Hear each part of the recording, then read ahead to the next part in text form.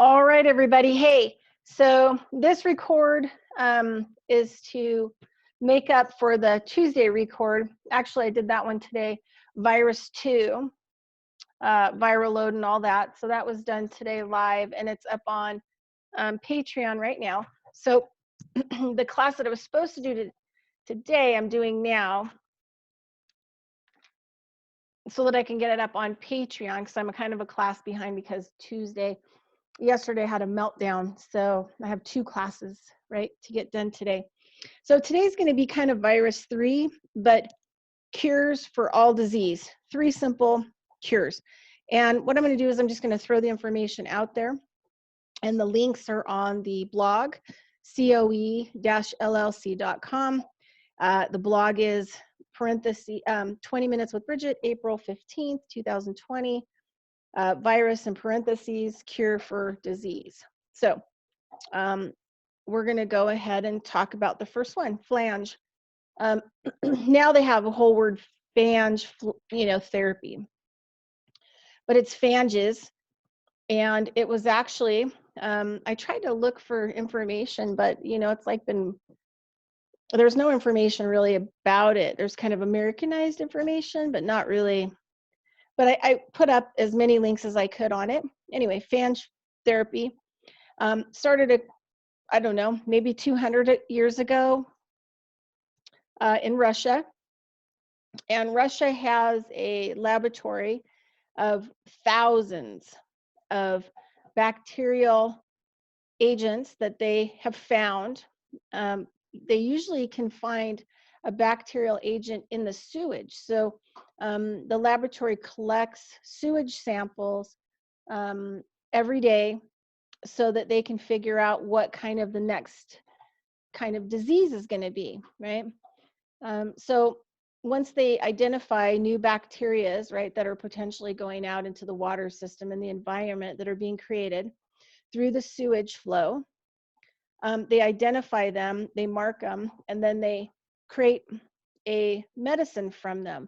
So when that viral agent, that bacteria, that agent, people start getting sick with it, they can immediately have something to treat it with because it's already crossed their path through checking the sewage and constantly looking for new bacteria in the sewage. So they're already ready for when a lot of people start getting sick with the types of viral agents or bacteria or whatever else that are manifesting themselves new in the environment.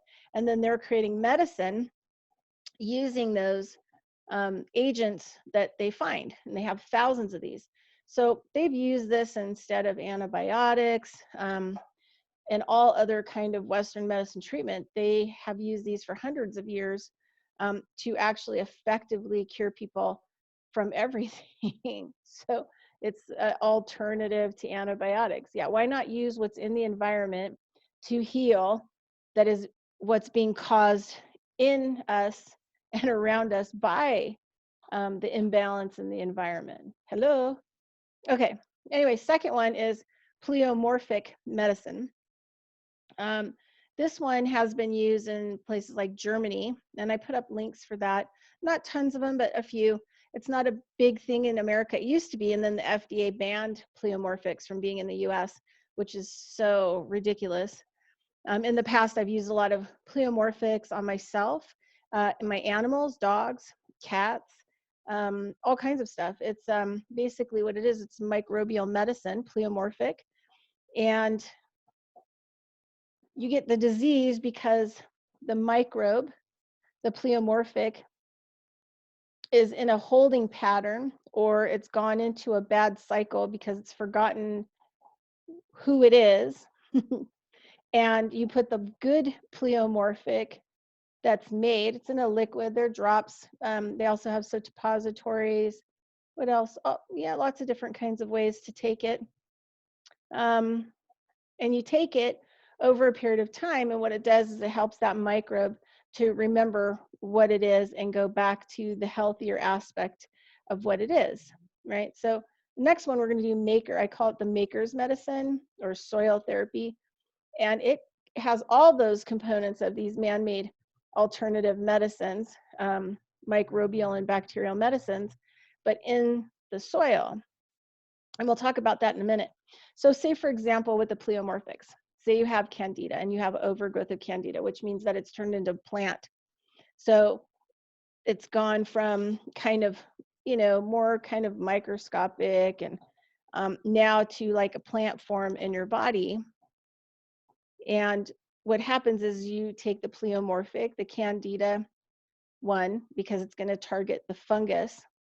And then what's going to happen is all the plant material that's growing in your colon because of the candida overgrowth, it changes the structure of it and ceases it to grow and returns the candida microbes back to the healthy state in the body.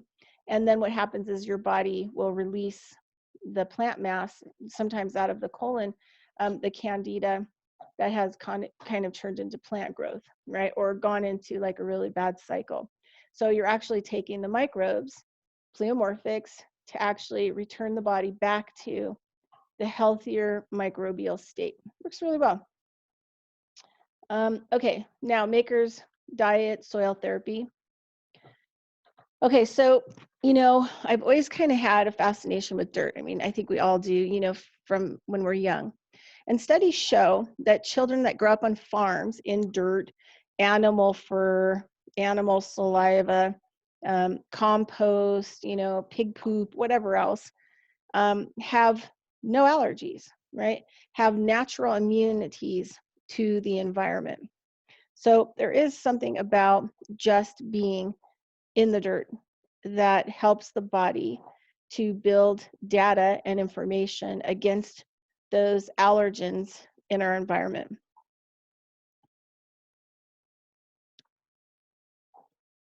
So about 2008 or 2009, I came across this guy named Ruben, who I forget his first name is. Anyway, he was a prominent guy. I think his book was called The Maker's Diet. He was like 25. He was dying of all kinds of diseases, including Hodgkin's disease, I believe. He was like a walking skeleton. He came from a prominent family of doctors. He himself was going to medical school. And he was sick and dying. And so his family, put it out onto the radar that if somebody, could come up with an alternative therapy or something that would heal him, that the family would be more open to alternative medicine and, alternative medical thought systems and forms. So, and agents, right? So, I think they went through all kinds of stuff and not a whole lot worked. And then some Jewish people or people from Israel who work with a certain type of soil that they make, that they eat to cure all disease, approached the family and basically put the guy, it made perfect sense to the doctors and they didn't really have any other choices. So they put him, on an oceanfront property. They gave him purified, cleaned water, and then he ate 3 handfuls of this soil a day.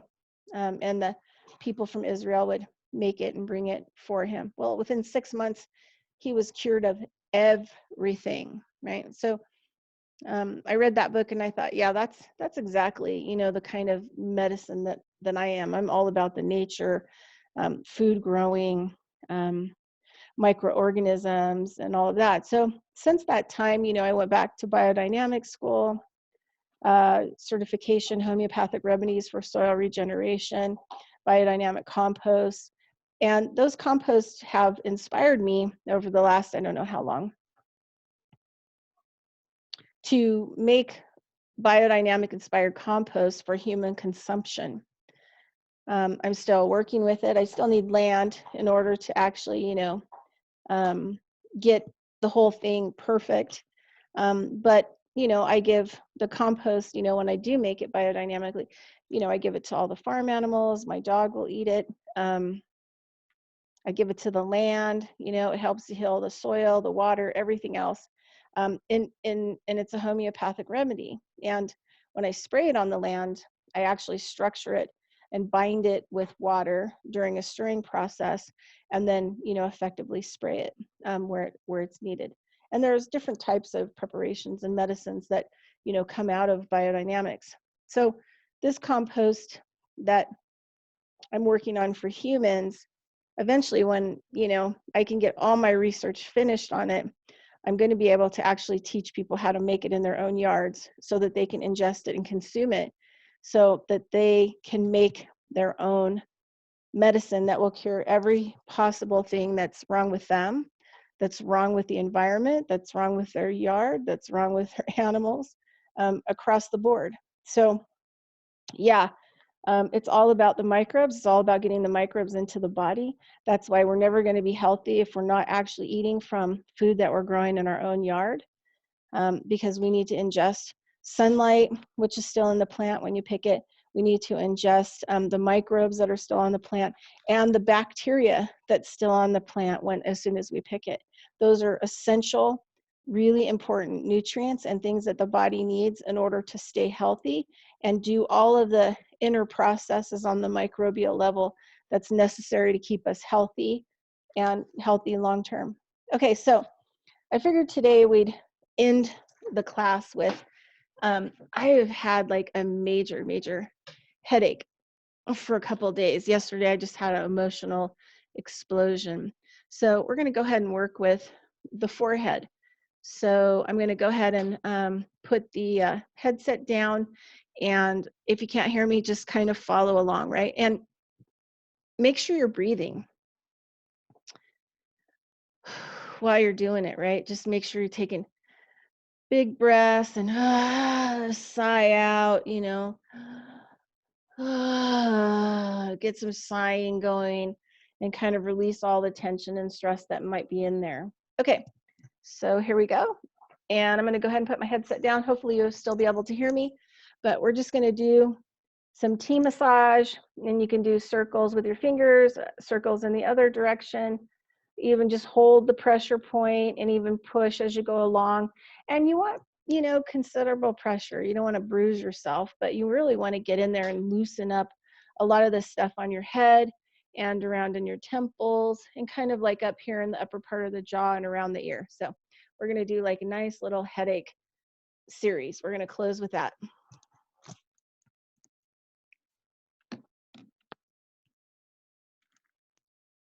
Okay, so I'm hoping I've got my microphone in position so that you can hear me. And okay, let the games begin. Okay, so I'm going to start here, right here. And I'm just going to go ahead and do my tea massage, right? And I'm going to kind of get in there. And I'm just going to kind of move up, up into kind of the hairline. And then I'm going to go ahead and I'm going to circle across. Oh, that feels good already. And keep circling across. Oh, that's good. And then come down the hairline. Oh, yeah. Give it pretty good pressure in there. Circulate. Oh. And we're going to go across. You kind of feel this bone here. You're going to come across that bone forward and massage right on that sucker. And move into the temple. Oh, that's so good. And you're going to come along this bone right here under the eye. Ooh, that's good. Oh, that's so good. And then come up the ridge of the nose. Oh, yeah, that's good. Then I'm going to go ahead and streamline kind of with a circle, and I'm going to go up, kind of diagonal on both sides. Good. And I'm going to start here again. I'm going to do a less diagonal across. Oh, that's so good. Oh. I'm going to come back to this point, and I'm going to go straight across. Get in there. Get in there. Oh, so good. Straight across. I'm going to come here, and then I'm going to go lower and kind of down, right on that ridge. Oh, right across. Oh, that's so good. Okay, now I'm going to go ahead and kind of push up on this bone here. on these two bones that come off the ridge of the nose. Yep, just go ahead and push up on those guys. Oh, that's so good. And go ahead and push along that bone ridge. Ooh, that's good. Go ahead, go up and under that bone ridge. Oh, that's good. One more. Up and around. Oh, so good. All right, I'm gonna have you take your two fingers, and we're just gonna go ahead and go along this area here. Go across to the back to where the ear is. Get in there, kind of dig around a little bit. Oh yeah, right into that. There's like a pit, kind of feel it right there at the end of that bone. Oh yeah, get in there. Oh, that's so good. So tight. Okay. You're gonna feel here in the jaw, the upper jaw. So right here, kind of where it connects with the ear and the jaw, you're gonna kind of feel like some tension in there. So we're gonna go ahead and just take our fingers and we're gonna push. Relax the jaw and breathe.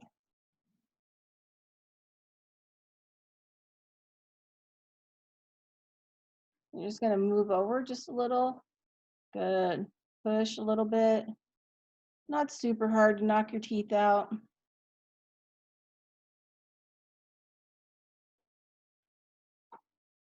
And circle just a little bit more forward. One more here. Hold.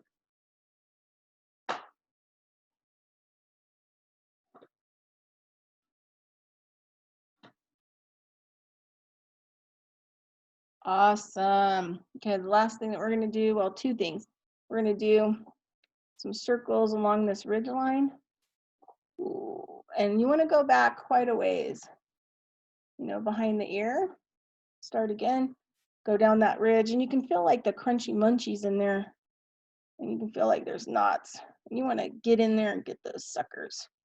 Those are clogged sinuses and all kinds of stuff. You wanna get in there and just clean that stuff up, poke it, stab it. Oh yeah. Oh, that's so good. All right, we're gonna heat our hands up. Hit those fingertips. And hear the friction. And it'll heat right up. Get it real hot. And you're just gonna melt your stress away on your forehead.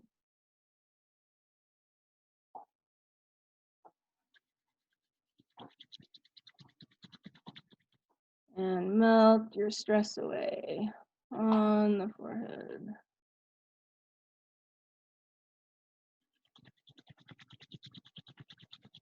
And melt your stress away on your forehead.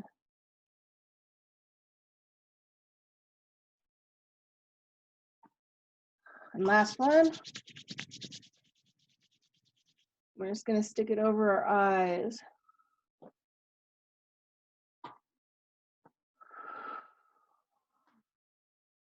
Rub it all in. Okay, that's it for the day. We'll see you tomorrow. And tomorrow we're going to be working on the second chakra. Yay! All right, everybody, have a great day. 20 minutes with Bridgette. We'll talk to you later. Bye-bye.